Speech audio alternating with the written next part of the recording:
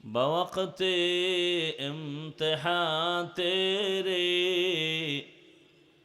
कि सुस्ती में या मेहनत में गुजारी जिंदगी तूने, कि सुस्ती में या मेहनत में गुजारी जिंदगी तूने। मोहम्मद ने आकर कुफर को मिटाया, मोहम्मद ने आकर कुफर को मिटाया,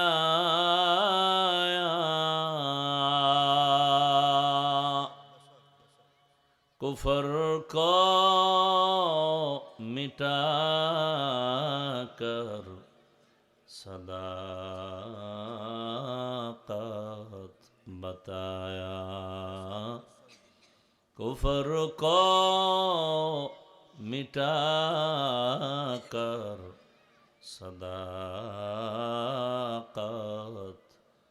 बताया। ला इलाहा इल्लल्लाह, ला इलाहा इल्लल्लाह, ला इलाहा इल्लल्लाह, ला इलाहा इल्लल्लाह, ला इलाहा इल्लल्लाह, ला इलाहा इल्लल्लाह, ला इलाहा इल्लल्लाह, ला इलाहा इल्लल्लाह, ला इलाहा इल्लल्लाह, ला इलाहा इल्लल्लाह, ला इलाहा इल्लल्लाहु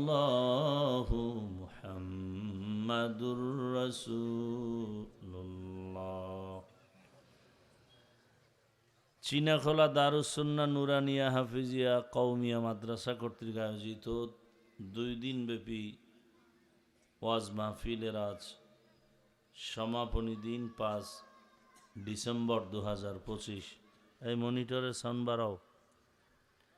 আজকের এই মাহফিলে উপস্থিত মুহতারাম সম্মানিত সভাপতি আলহাজ হজরতুল আল্লাম হাফেজ মাওলানা শামসুজ্জামান সাহেব দামাত বারাকাতুহুম, প্রধান অতিথি জনাব মোহাম্মদ আখিনুর মিয়া সাহেব সহ অন্যান্য অতিথিবৃন্দ, হযরত উলামায়ে কেরাম, অত্র অঞ্চলের বিভিন্ন স্থান থেকে আগত আল্লাহ পাকের আশিকিন, জাকিরিন, শাকিরিন, মুহিব্বিন, মুরব্বিয়ান আযম, কলিজার টুকরা আমার সমবয়সী যুবক বন্ধুগণ, স্নেহের ছোট ভাই, পর্দার আড়ালে মাইকের আওয়াজ শ্রবণরতা সম্মানিত মা ও বোনেরা, আল্লাহ পাকের দরবারে শুকর যে আল্লাহ আমাদেরকে সুস্থ রেখেছেন, আলহামদুলিল্লাহ।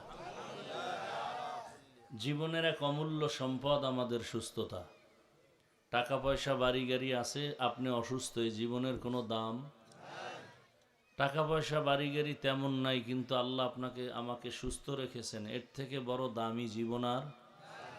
আমাদের সুস্থতাকে আল্লাহ পাক দায়েমান কবুল করেন। এখনো যারা অসুস্থ বিছানায়, ঘরে, হসপিটালে, আল্লাহ তাদেরকেও কুদরতের দ্বারা পূর্ণ সুস্থতার নেয়ামত দান করেন। হাজারো লাখো মানুষের ভেতর থেকে বাছাই করে পৃথিবীর এক শ্রেষ্ঠ মজলিস, উলামায়ে আহলে হকের মজলিস, গুনাহ মাফের মজলিস, তওবা কবুলের মজলিস, বরকতিয়ে মজলিসে আল্লাহ আমাদেরকে হাজির হওয়ার তৌফিক দান করেছেন। আর একবার শুকর আদায় করি আলহামদুলিল্লাহ। দরুদ ও সালাম সৈয়দুল মুরসালিন, রহমাতুল্লিল আলামিন, শফিউল মুজনিবিন, খাতামুন নবিয়্যিন, সৈয়দুস সাকালাইন, ইমামুল মুরসালিন, হযরত মুহাম্মদুর রাসূলুল্লাহ, সবাই পড়েন সাল্লাল্লাহু আলাইহি ওয়া আলিহি ওয়াসাল্লামের উপর। নবীর উপরে দরুদ পড়লে লাভ না ক্ষতি? পড়েন না কেন? কমপক্ষে প্রতিদিন 300 বার দরুদ পড়বেন। আখেরাতে তো লাভ আছেই, দুনিয়াতে আরো অনেক লাভ, নগদ লাভ। এবং পৃথিবীতে সহজ একটা নফল আমলের মধ্যে উৎকৃষ্ট দামি আমল দরুদের আমল। আল্লাহ আমাদের বেশি বেশি দরুদের আমল করার তৌফিক দান করেন। উলামায়ে হযরত গতকাল এবং আজ আলোচনা রেখেছেন কোরআন সুন্নাহ ভিত্তিক দিক নির্দেশনামূলক। আপনারাও ধৈর্যের সাথে আলোচনা শুনছেন। উলামায়ে কেরামদের কথাগুলো সহি তরিকায় আমল করার তৌফিক দান করেন। উলামায়ে কেরামের ইজ্জতকে আল্লাহ বেশি বেশি বাড়ায় দেন। আমিও আপনাদের দোয়া নিতে আসছি এবং সংক্ষেপ দু চারটি কথা বলার নিয়তে কোরআনে হাকিমের এক আয়াতে কারিমা, রসুলের একটি হাদিস পড়েছি। ইখলাস ও রুহানিয়তের সমন্বয়ে সহি নিয়তে সহি তরিকায় সহি কিছু কথা আমাকে বলার মতো, আপনাদেরকে শুনবার মতো দয়াময় আল্লাহ তৌফিক দান করুন। ইয়া আইয়ুহাল্লাযীনা আমানুত্তাকুল্লাহা ওয়াল তানজুর নাফসুম মা কদ্দামাত লিগাদ। আল্লাহ বলেন, হে মুমিন, তোমরা আমি আল্লাহকে ভয় করো, তাকওয়া অর্জন করো এবং সামনের যে তোমার স্থায়ী একটা জীবন আছে সে জীবনের সম্বল সঞ্চয় করার প্রতি মনোনিবেশ হও, খেয়াল করো। ওয়াত্তাকুল্লাহ, আল্লাহ আবার বলেন আমাকে ভয় করো। ইন্নাল্লাহা খাবীরুম বিমা তা'মালুন, নিশ্চয়ই আল্লাহ হলেন আপনার আমার সমস্ত কৃতকর্মের অগ্রিম খবর জাননেওয়ালা। অগ্রিম জানেন সব কিছু। এ ক্ষমতা আল্লাহ ছাড়া আর কারো নাই। এই ভলান্টিয়ারের দায়িত্বে যারা আছেন, এই আওয়াজ বন্ধ করান তো। সামনে মোবাইল নিয়ে ব্যস্ত, মোবাইল। কপাল পুড়ে গেছে এই জাতির। ছবি কেমনে তুলবে, পাগল হয়ে যায়। মানে এখন জাহান্নামে যাওয়ার একটা প্রতিযোগিতা লাগাই দিছে। নাইলে এত মাদ্রাসা, এত মসজিদ, এত আলেম ওলামা, তাবলিগ, পীর সাহেব, খানকা, বক্তাদের এত বয়ান, এরপরও এত ভূমিকম্প, এত গজব কেন? বয়ান শুনি ঠিকই, তাবলিগে যাই ঠিকই, কিন্তু আল্লাহর হুকুম পরিপূর্ণ মানি না। সমারকালে ভোটটা দিয়ে দেই বেঈমানের পক্ষে। তো ভূমিকম্প তো এখনো টাইম সেই যেভাবে আসা দরকার আমগো গুনার কারণে সেভাবে এখনো আসে নাই। আল্লাহ হেদায়াত দান করুন। বড় কঠিন অবস্থা। আল্লাহর রসুল বলেছেন তো, মানুষ যখন প্রচন্ড বেগে গুনাহ করবে, আমানতের মাল খেয়ানত করবে, জাকাত দিবে না, জাকাত দেওয়াটাকে কি বলে, জরিমানা মনে করবে, বড় কঠিন হালাত। পুরুষেরা নারীর অনুগত হবে, নারীর কথায় চলবে। মসজিদ হবে বাড়ি বাড়ি, টাইলস হবে, মোজাইক হবে, কলব সুন্দর হবে না। কিন্তু মসজিদ সুন্দর হইতেছে, কিন্তু কমিটির অন্তর কিনা। কমিটির অন্তর সুন্দর যদি থাকে তো দাড়ি থাকে না কেন? সুদ খায় কেন কমিটির লোক? ঘুষ খায় কেন? না এই দেশে নাই? আপনাদের অন্তরও দুর্বল। চোরেরা ভয় করবে আপনাদেরকে, আর আপনারা চোরেরে ভয় করেন। কি এক আজীব কথা। ডাকাত, দুর্নীতিবাজ, লম্পট, চরিত্রহীন, খুনি, ওরা ভয় করবে আমাদেরকে, উল্টা আমরা ভয় করি ওদেরকে। আল্লাহ হেদায়াত দান করুন।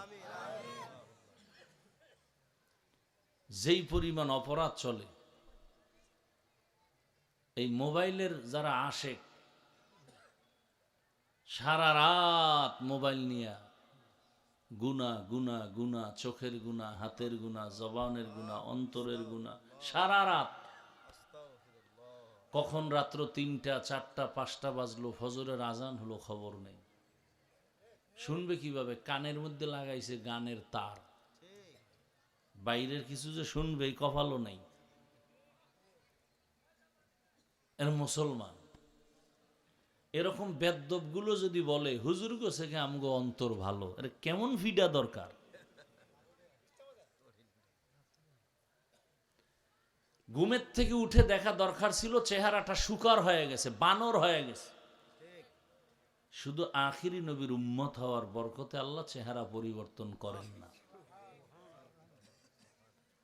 দেখেন না বসছে বেহেশতের বাগানে, এটা বেহেশতের বাগান না, কিন্তু করতেছে মোবাইল নিয়ে কবিরা গুনাহ। কপালে হেদায়েত আসবে কিভাবে বলেন তো? এমন কপাল নিয়ে দুনিয়াতে জন্ম নিলেন যে বেহেশতের বাগানে বৈশা কবিরা গুনাহ করতেছেন, ছবি তুলতেছেন। কোন মায়ের সন্তান থাকলে পৃথিবী জোড়া সাহস থাকলে দাঁড়াও তো। অনর্থক ছবি তোলা 1000 কোটিবার হারাম, কবিরা গুনাহ।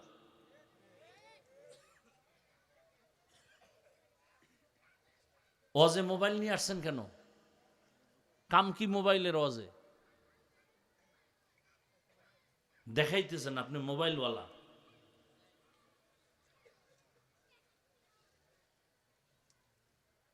এটাকে তো গুনাও মনে করেন না।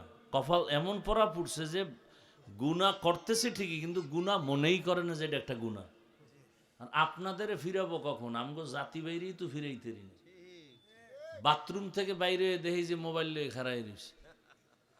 কি ও কয়েকটা ছবি তুলুন, তো ভিতরে আইলি না কেন?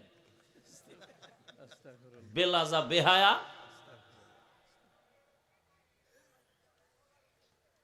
সেদিন এক চোরাই আইসে ছবি তুলবে, কিছু কইতেও পারি না, এমন লোকেরা আসে। কয় হুজুর একটু, যদি আল্লাহ উসিলায় মাফ করে। সত্যি বলতেছে এভাবে, আমি তাকায় রইছি। দুনিয়ার কোনো আলেমের শক্তি নাই আমার এই কথাকে উড্ড করবে, ডিনাই করবে। সরকারের কোনো প্রয়োজন হলে, শরীয়তের কোনো প্রয়োজন হলে ছবি তুলতে পারবে, প্রয়োজন হলে। আপনি কি প্রয়োজনে ছবি তুলতেছেন? এই আউলা জাউলা যেখানে মনে চায় সেখানে। বেয়াদবি মাফ করবেন, জান্নাতে যেতে চাই, আপনাদেরকেও নিতে চাই, সেই ভালোবাসার থেকে কথা বলতেছি। এবং আমি যতটা কথা বলবো, আমার ইসলাম, আমার আল্লাহ, আমার রসুল, আমার কোরআন, আমার হাদিসকে ঠিক রেখে কথা বলবো। আমি কোনো দলের দালালি করতে আসি নাই, আমি ইসলামের দালাল হয়ে আসছি। আমার ইসলাম ঠিক, সব ঠিক। আমার ইসলাম ঠিক নাই, কোনোটা ঠিক নেই। ইসলামের সাথে যে সম্পর্ক রাখবে সে আমার বন্ধু, যে বিরোধিতা করবে সে আমার জীবনের বড় দুশ্মন। আল্লাহ আমাদেরকে হেদায়াতের দৌলত দান করেন। তো আয়াত ও হাদিসের তর্জমা পড়লাম, তর্জমা পড়ছি না, আয়াতের তর্জমা পড়ছি। নবীজির হাদিস পড়েছি। হাদিসে আল্লাহ রসুল বলেন, হুব্বুদ দুনিয়া রাসু কুল্লি খাতিআ। দুনিয়ার ভালোবাসা, মোহাব্বতার লোভ প্রত্যেকটা মানুষের ধ্বংসের মূল কারণ। তর্জমা শেষ। এবার হাদিসের উপরে কয়েক মিনিট কথা শুনেন। নবীজি বলছেন দুনিয়ার লোভ ধ্বংসের মূল কারণ। এই লোভ 3 প্রকার। কয় প্রকার? হুব্বে যা, হুব্বে মাল, হুব্বে নিসওয়ান। সম্মানের, চেয়ারের লোভ তথা ক্ষমতার লোভ। এই লোভে পড়ে বহু মানুষ দুনিয়ামুখী হবে, আল্লাহকে ভুলে যাবে, আখেরাত ভুলে যাবে। এরকম মানুষ দুনিয়াতে নাই। এরা কিসের পাগল? ক্ষমতার। আর একদল পাগল হলো এরা টাকা পয়সার পাগল। হালালও চিনবে না, হারামও চিনবে না, টাকা পাইলেই হলো। এরা কিসের পাগল? টাকার পাগল। আর